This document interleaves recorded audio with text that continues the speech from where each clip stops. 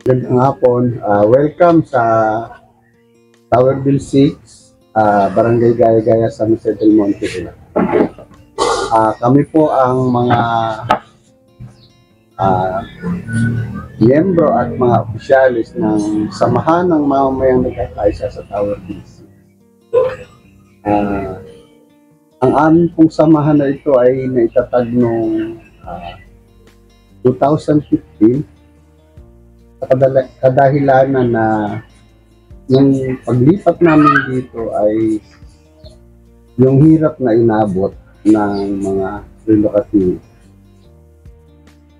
Walang sumasalo sa amin na OWA na dapat sana ay sila yung mag-aasikaso.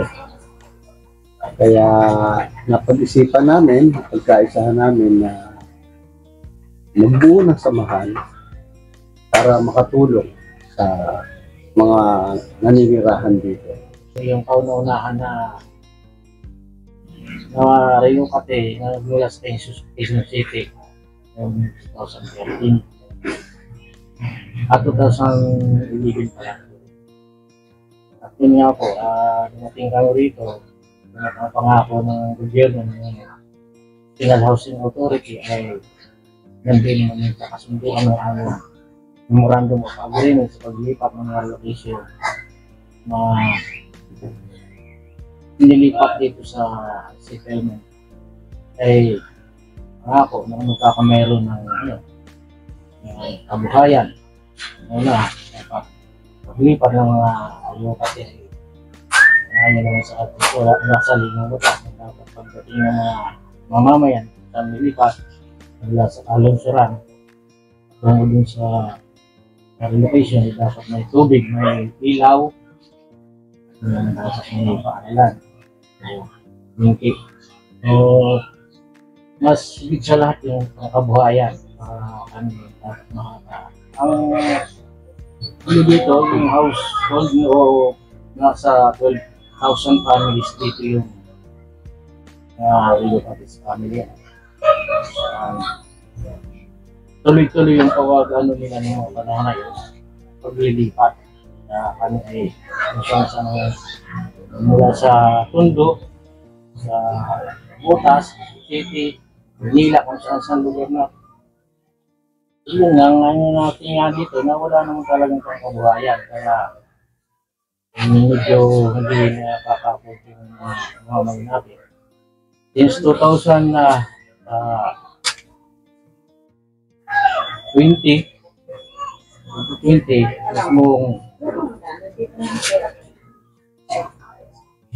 kung ang iniisip ko ang nagsabi kanilang record na mga nakakabayad lang dito sa presyo namin nasa 95% yung hindi nakakabayad. 25% lang yung mga nakakabayad. Karamihan dito na nakabili mga unit dahil hindi na makabayad yung mamamayan, pipilitan silang binta isa na kadlari. Dahil yun naman talaga yung yun naman talaga yung dahilan na hindi makabayad dahil walang hanap buhay. Pero mga hanap buhay na nagmula rin bumabalik doon, malaki na yung nababawas sa kanyang minimum na sahod sa transportasyon at discussing sa trabaho. Kaya hirap talaga ang mamamayan dito.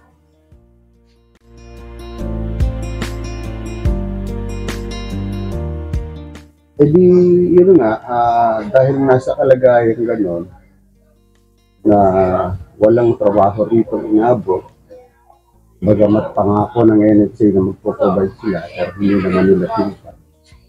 Talagang hirap yung relocate rito. So, kahirapan yung mga tao na pipilitang gumawa ng hindi maganda. Pagpil mo yung kanin na nasa kaldero mo wala. Sinangguni namin sa isang pari. Bakit ganun? Sabi ng pari, bilangin niyo yung ilan yung populasyon. Noong time na yun ay Mga 3,000 pa lang yata kami. Tapos kunin mo kung ilang porsyento na, yung 30%. Ganun daw. Ganun karami ang magiging magnanakaw. Kasi wala namang hanap buhay. Unang araw, ikalawang araw, ikatlong araw, mga ratis yan na hindi kumain. Pero yung pang-apat at pang-limang araw, gagawa na ng paraan para magkaroon na naman. Kaya wala siyang choice, di ba? Kaya kapitbahay mo man yan, so yun, sa ganong kalagayan, naisip namin, paano natin tutulungan yung mga kapitbahay natin? Kailangan meron tayong isang samahan na magtitiyak para matugunan kung ano man yung mga batay at pangangailangan. At simple, bigas, di ba? Walang trabaho eh. Kung doon dati sa Maynila nakapangalakal sila, dito wala silang makakalakal. Wala. Kasi bagong-bago yung lugar eh. Kumbaga, ilan pa lang kami rito. Ano kakalakalin mo rito? Wala, di ba? So, yung iba bumalik sa Maynila, kahit daw doon sila sa ilalim ng tulay matulog ulit. At least doon, mabubuhay sila. May mga kalakal sila makapos dito. So yun, nagtayo tayo ng samahan para tugunan yung mga basic na pangangailangan ng mga taga rito at siguro para rin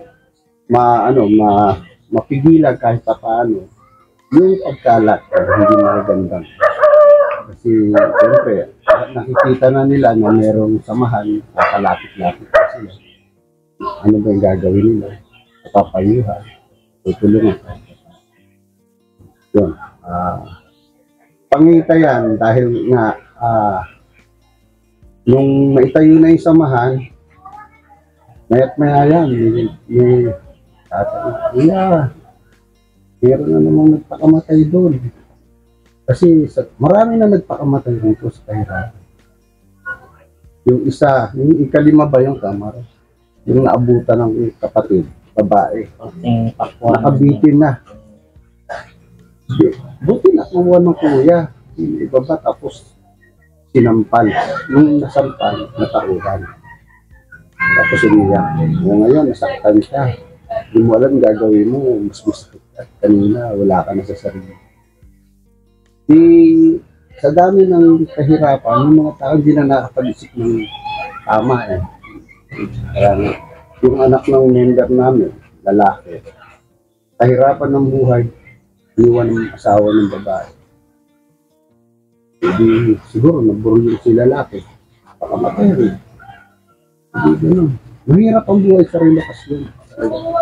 Wala kami trabaho rito. Ang trabaho lang dito, yan, tinda, magtinda.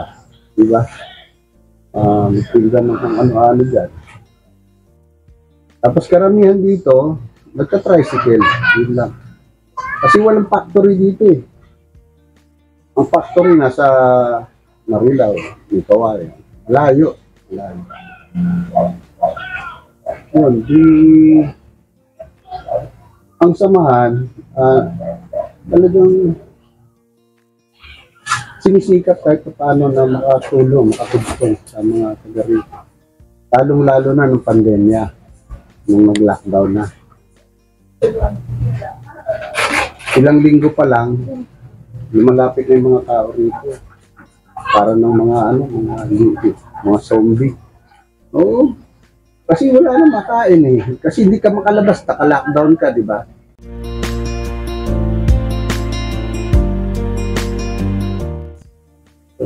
Kaya, dito rin yung mga tao. Wala, ibang bigas. Dito na kami ng paraan para magkaroon ng may saing. Umapit kami sa mga kaibigan. Nagbigay ng mga ilang sakong bigas. Pinamili namin sa kanila. Kaya, 2 linggo pa lang yata yun, kamar, no? Nung lockdown, namimigay na kami ng relief. Kasi yung mga tao nga, walang matakbuhan kasi sa barangay, hindi mahagilap. Hindi nila kasi ayaw nila lumabas. Yung mga taga-barangay. Takot. Sa kanila nga eh. Ang daming tinamaan, magkasakit. Actually po, Sila na lang yung nag-asikaso ko itong mga kamar. actually po talaga, bago nakarating ang ayuda ng barangay dito at ng LGU at ng Kapitolyo ay inabot ng halos 2 months bago dumating yung ayuda.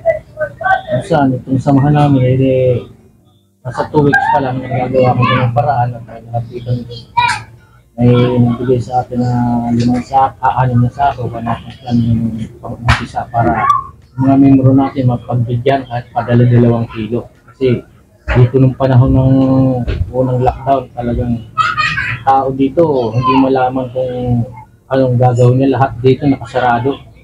Mismo ang barangay, hindi ka pa puhulihin ka. At mayroong mga patakaran na ordinansa yung barangay na pag nahuli ka, 1,000 ka ticket. Tutubusin mo ng ng 1,000 paglabag mo sa kanila ordinansa. At doon sa pamamalingki na lang, mayroong coding kung anong araw ka pwede. At talagang walang pakalat-kalat yan, hinuhuli yan ng barangay. Kaya ang takot, grabing trauma ng mamamayan dito. Takot na, hindi lang sa takot sa pandemic, takot dun sa mga dapat tutulong sa pamahalaan, bahagi sa barangay. At yung sabi nga natin, hindi tayo mamamatay sa virus, sa COVID-19. Mamamatay tayo sa gutom. At magawa ng pamamaraan. Bahagi sa sama ng mamamayan natin, Our Bill 6, bagamat kami ay delikado yung aming kalagayan dahil naka-front kami sa lahat ng virus, gumagawa kami ng paraan at may mga katibayan naman yan na kami nagpapapila hanggang sa kami pa ay kahaba ng pila ng aming pamimigay, kami naka-front kami sa virus. Dahil pati yung haba ng pila, mawawala na yung social distancing, pati yung pinag-iinitan na kami ng barangay. Kung tumulong, ito pa yung lalabag dahil may mga protocol na tinatawag, balit hindi na maiwasan ng mamamayan yan. Kasi sabi nga natin, mamamatay kami sa gutom, hindi sa virus.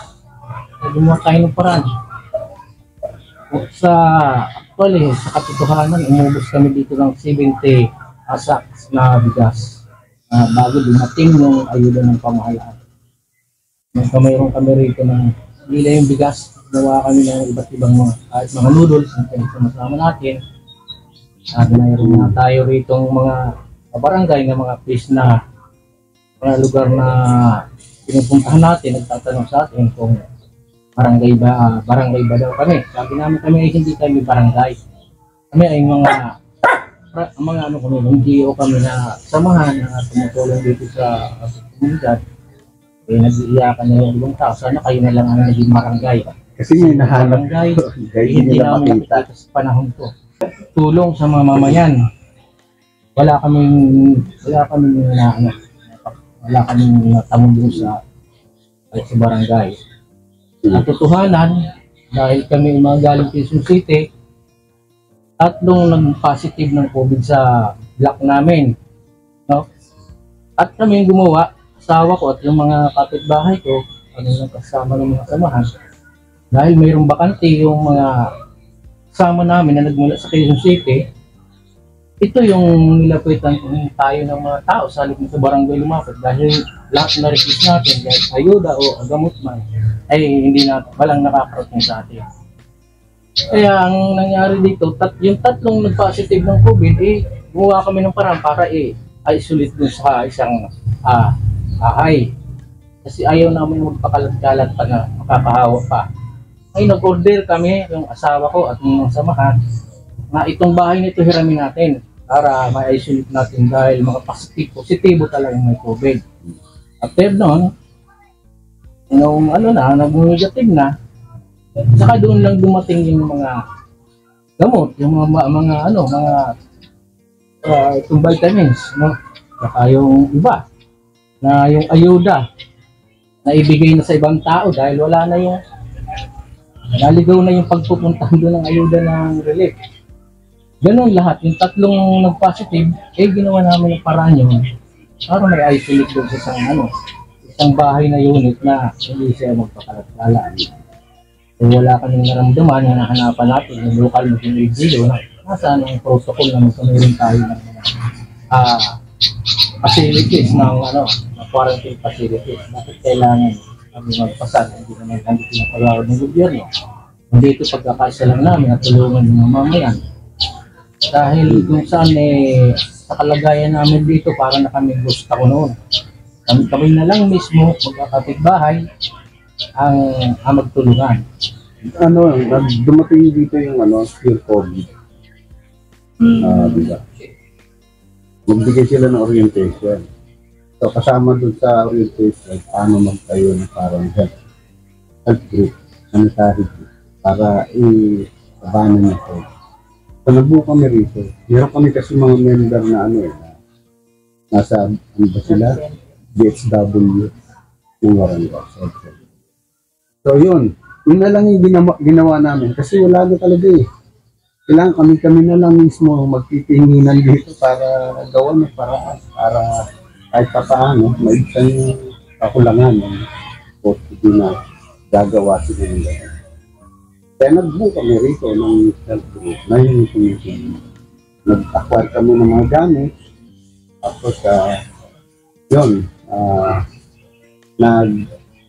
kasama nung pag-ano namin sa pamimigay ng ayuda sa community pantry, yung kami, yung nilalagay dito para ma-check yung oxymeter, mga ganon, para makatulong. At after nung aming pamimigay ng mga ayuda, nung kasagsagan ng pandemic, yung medyo lumuwag na, nakakalabas-labas na tayo, yung mga tao, hindi nakarituloy ng kaunti. Ginawan po natin ng pag nag-lungsad po kami ng mga community pantry, bawat block. 100 blocks to, mahigit. Bali kasi dito, is 12 at itong phase 2 So, napakaraming block siya. Tapos 140 blocks. 1,500 units. So, ganun yun. Pagkamat hindi namin maibibigay naman talaga yung pangailangan ng matagalan na araw-araw makapagbigay din kami din sa ibang tao na kahit pang tawid gutom para mapaghati-hati namin yung dumarating at napuprovide namin ng mga kapatid, mga gulay, mga itlog, mga bigas, at least mabigyan yung mamamayan talagang walang-wala. Hindi makabili ng walang kakayaw na makabili. Kaya nagtataga sila pumila doon sa pantry na lunsad ng isinapesik sa banan. Hindi ako nagkakamali. Nakapag-lunsad yata kami dito na mga ilang times po tayo na pantry. Marami kung hindi ako nagkakamali, 40 times kami na nakapag-lunsad ng community pantry. Kami ang pinakahuli na naglungsad ng community pantry doon sa iba-ibang lugar ay tapos na kami tuloy-tuloy pa ng community pantry namin. Meron kasi kami mga kaibigan na may mga taniman, kakainin kami ng gulay, nagsusupport na. Kasi maganda yung ginagawa niya. Bibigyan sila ng mga itlog, para sa pampasok, magputas. Yun yung mga panahon ng pandemic na naginawa ng samahan. Pero before nun, maski nung wala pang pandemic, ang samahan, merong regular na feeding program. Nagpapapfeeding kami sa mga bawat area ng Lugaw, Curado, Sopas. Iniikot namin yan. Kasi nga dito, dahil sa kahirapan, dito may isang lola dyan na yung anak niya at yung manugang na pinakahag. Yung mga apo niya hindi magkakaroon ng araw na hindi pala kumakain. Yung nagtigil kami dyan, yung matanda, nanginginig na yung kamay. Wala na yung anak niya, yung manugang niya, natakang pareho. Diyan yung pinakahag. Hindi, sabi ko lola, ba't nanginginig kayo? Kasi, yung araw kami hindi kumakain. Bakit ano ba nangyari? Eh, di ba yung nakuha yung anak mo? Ha? Hindi ba yun? Kaya yung dala niyang bowl, para sa 5 apo na yun, na maliliit. Ang dami pwede na po ang dito ng pamamagitan. E di yung ganun, nagpipiding kami, kamakailan lang, nagpiding kami sa Marangal High School. Request ng mga teacher na tulungan kasi dito yung pansin namin, yung mga high school na yun, mga stunted ang group ng mga bata. High school na kayo. Parang elementary pa lang ang dito. Kaya pala nagre-request yung yung teacher. Kasi nakipapansin nila yung estudyante nila. Sabi ko nung high school kami, mga bardagulo kami. Yun, hindi talaga high school, no? Babae, lalaki. Sabi ko, grabe. Ang mismo teacher, kung sasabi sa atin, ang mismo yung mga estudyante nila, yung mga pasok na walang almusal. Kaya, yun yung problema ng marami-kalit. Tapos ang isang section dito, mahigit 50. Isang section, ha? Eh, paano mo? Kaya ngayon dala namin lugaw, ilang section. Tatlong section lang yata. Yun, bagamat mahirap dito ang kalagayan sa bahagi ng samahan, mga pamunuan, masaya naman sila. Masaya kami kasi nakakatulong kami. Sabihin, pagkatapos ng mga pagpupuyat namin, kasi pag magluluto kami, madaling araw, alas 2, madaling araw. Matapos ng alas 5, tapos 6 to 7, tigil na, gano'n. Pero pagkatapos nun, masaya kami, tatawanan, kasi nga, maano sa kalooban naman, maganda, mabuti, na nakakatulong sa kapwa. Parang isang formal dito ng consolidation ng mga Oo. Meron siyang consolidation.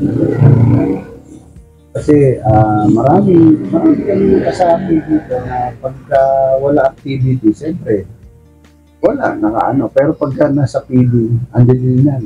Kasama yan lahat, di ba? Meron siyang ganun talaga. Ano pa ba? Yun,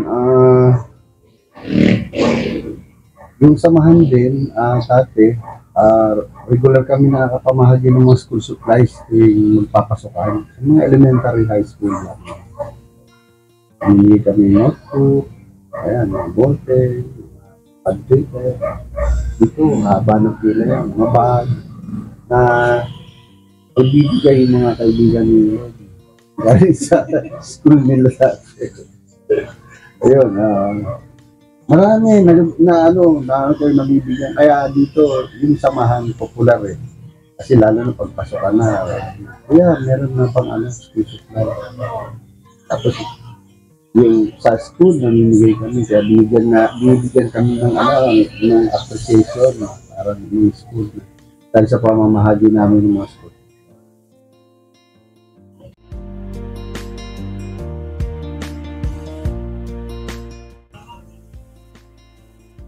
Kasi nung panahon ng lockdown, ang mga nakita ko noon, nagkakaisa. Bali, kahit lockdown siya, hindi sila napagod, saka hindi sila natakot. Talagang umano sa kanila yung tapang nila. Dahil lockdown yun at saka talagang COVID noon. Kaya natuwa ako sa mga naging kasama ko na nag-ikot talaga sila. In-effort nila na nagkaroon sila ng oras para umikot at saka magbigay ng tulong sa mga nangangailangan. Hindi lang dito sa loob ng tawag. Lumabas pa sila. Yun ang inaano ko sa kanila, naging matapang sila. Yung pandemic po, yung panahon po ng pandemic, din po natin nakikita yung pagtutulungan ng mga tao, yung mga kasamahan po natin, yung mga kasapi. Yung pandemic po kasi, dun po nailabas ng mga tao kung paano sila naging matulungin sa kapwa nila. Nagsama-sama po sila para makatulong sa ibang tao. Kaya maganda din po na yung organisasyon namin magkaroon po ng maraming miyembro. Kasi pag nagkaroon po tayo ng maraming miyembro, marami po tayong mga proyektong magagawa at matutulungan na mga tao para sa hinaharap ay mas mapapabuti, magiging maayos pag marami po tayong miyembro sa isang organisasyon. At saka yung pagkakaisa ba, hindi sila yung talagang ginagawa nila yung pagkilos nila. Na nagkaroon sila ng, halimbawa yung sa feeding, maga pala nagluluto na. May magigising sila ng magang-maga. Kasi bilang di ako nakakapunta, alas 2 pa lang gising na sila. Kaya yun, naano din ako sa kanila dahil napaka-pusigido sila para sa manay. At saka salute din po sa mga opisyalis po ng aming organisasyon. Kasi po, sa totoo din po, mga simpleng tao lang din po sila, pero gumagawa po sila ng paraan para makatulong po para sa ibang tao. Kaya maraming salamat po sa bumuo ng organisasyon na to kasi marami po talagang natutulungan. At isa rin po ako din sa natulungan ng pandemic na yun dahil wala din po akong trabaho at saka isa din po akong single mom. Kaya meron din naman pong tumutulong pero syempre po limited lang po. Mula nung napagkaisahan namin ito yung pinaka-aral na napunan namin. Dapat talaga yung sama-samang pagkilos. Hindi kakayanin ng isa, dalawa katao lang. Kaya nung binuo yung samahan, parang siyang alliance. Right? Mula sa kanilang organisasyon, kami organisasyon, sa iba't ibang. Saka siya na magbuo na. Kasi ang pinagmulan niyan, iba't ibang lugar eh. Diba? So, nangalap muna kami ng data kung sinisigil pwede lapitan at pinuko na kumaloob. So, nung nakaito na kami ng sapat na bilang, pinayo na namin. Kasi nakita nga namin na kung isa lang nga, para sabi namin sa unang pangkalatang asemblya ng samahan, inahalimbawa namin yung isang walis tinting. Tulad ng isang walis tinting, kapag binigkis mo yan, ay matibay, natambilis, pagwalis, pwede rin pamalo. Pero pagka hindi siya nakabigkis, ay wala siyang gamit, walang silbi. Diba? Yun yung tinimo natin ng unang pagkalatang. Kailangan magsama-sama tayo. Naalala ko ang tema eh. Palakasin, bigkisin, palakasin, at tatagin ang samahan. Yun yung aming tema. Yung unang pagkalatang. So, malinaw sa amin na dapat talaga magsama-sama. Para kung ano man yung layunin natin dito, dapat magkakaisa tayo sa layunin nito. Na meron tayong punto de vista na yun yung gusto natin abutin sa hinahatan. Yun yung sangkaya. Tapos, sinasabi ni Madam na sa panahon pa rin ng pandemya, balik natin na ang populasyon ng San Jose del Monte, 20% ay OFW. Meron tayong ilang 1.2 million na yung population ng 20% nun ay OFW. ano mo sa 20%, so meron tayong 200,000 200,000 na OFW. OFW. Kaya nung nag-conduct ng parang social investigation yung Migrante National dito sa Resibo at humingi ng tulong sa samahan. Hindi naman kami nagdalawang sige, tutulong kami. Okay yan. Sabi kasi nila, patulong naman kasi ang dami nyo pala dyan. Eh, ang dami naming OFW na may problema na hindi makauwi. At makauwi man, hindi nabibigyan ng ayuda kasi ang barangay noon, pag meron kong OFW, hindi kasali sa ayuda. Ano nila eh? Si OFW. Apektado nga eh. Kahit galing sa ibang bansa eh. So, namin, Sinamahan namin yung Migrante National sa pagkalugat dito. Nagkanak din kami ng mga interviews kung ano-ano mga inabot. Hanggang sa nagluwan siya ng chapter. So ngayon, meron na siyang San Jose del Monte chapter. Dati dito lang eh. Ito yung una eh. Mayroon na po tayong mayroon na po tayong citywide sa dalawang distrito ng district ng San Jose del Monte. Ang sa loob ng San Jose del Monte, tumulong tayo sa pagtatayo na nakapagbuo sila ng apat na chapter ng migrante Philippines dito sa lugar namin. Pero dito nagsimula yung organizing nila. Kumalat na lang sa iba't ibang barangay. Ang San Jose pala ay 59 barangay. Ngayon, meron siyang citywide chapter at lima barangay chapter na lima na. So, parang gusto ko lang susugan yung tanong, ano pa yung inaasahan sa inaharap. Samahan na. Ang ano natin, yung talagang patatagin na linaw, mga paglulusan, mga paglilinaw, pag-aaral sa mamamayan, kasi yun talagang mahalaga. Sabi nga natin, ang mamamayan sa loob ng komunidad ay hindi lamang ang isyo ng panloob na usapin sa kanyang komunidad. So, ay nilalabas natin, pinapakita natin yung isyo ng panlipunan. Halimbawa, dahil kami biktima ng sobrang pagtaas ng bilihin, taas ng nutrition, pamasahe, etc., eh nililinaw natin na kailangan mamanawagan tayo sa dagdag sahod, baba presyo. O, kasi hindi tayo doon hiwalay ang bituka natin doon sa panawagan yon. At tayo ay galing sa loob ng komunidad, community. Pag lumabas tayo sa labas ng community, ramdam natin yan. Kaisa tayo doon sa mga panawagan yon. Dahil tayo mismo apektado sa mga kalagayan.